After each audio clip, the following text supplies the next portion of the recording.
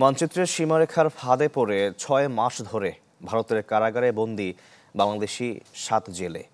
কুড়িগ্রাম সীমান্তে নদীতে মাছ ধরতে গিয়ে বিএসএফের হাতে ধরা পড়েন তারা। কোনোভাবেই হচ্ছে না জামিন। উদ্বেগ উৎকণ্ঠায় দিন কাটাচ্ছে তাদের পরিবারগুলো।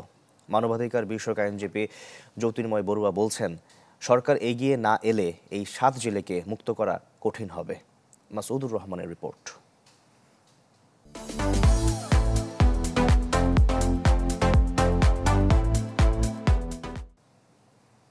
গেল বছর ৪ নভেম্বর পথ ভুলে কুড়িগ্রামের রাজীবপুর উপজেলার জিঞ্জিরাম নদী হয়ে ভারতে ঢুকে পড়ে বাংলাদেশের ৭ জেলে। এরপর অবৈধ অনুপ্রবেশের দায়ে বিএসএফের হাতে আটক হন তারা। শুরু হয় তাদের জেল জীবন। তবে এই ঘটনা তাদের পরিবারগুলো জানতে পারে ভারতীয় মিডিয়ার সংবাদ প্রচারের পর।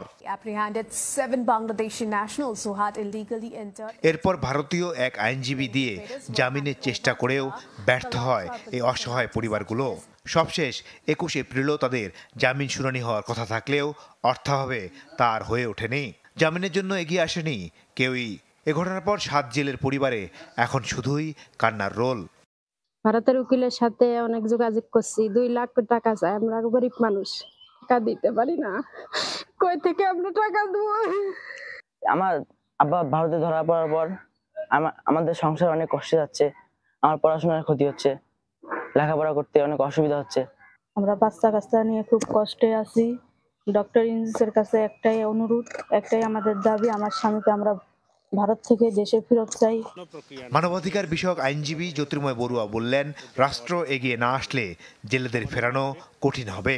এখন এটা জেলেরা নদীতে মাছ ধরতে গিয়ে তাদের পক্ষে আন্তর্জাতিক সীমা বোঝা বা দেশের সীমা বুঝতে পারা, এটা তাদের অনেক ক্ষেত্রেই তাদের কাছ থেকে এটা আশা করাটা খুব অন্যায় হবে।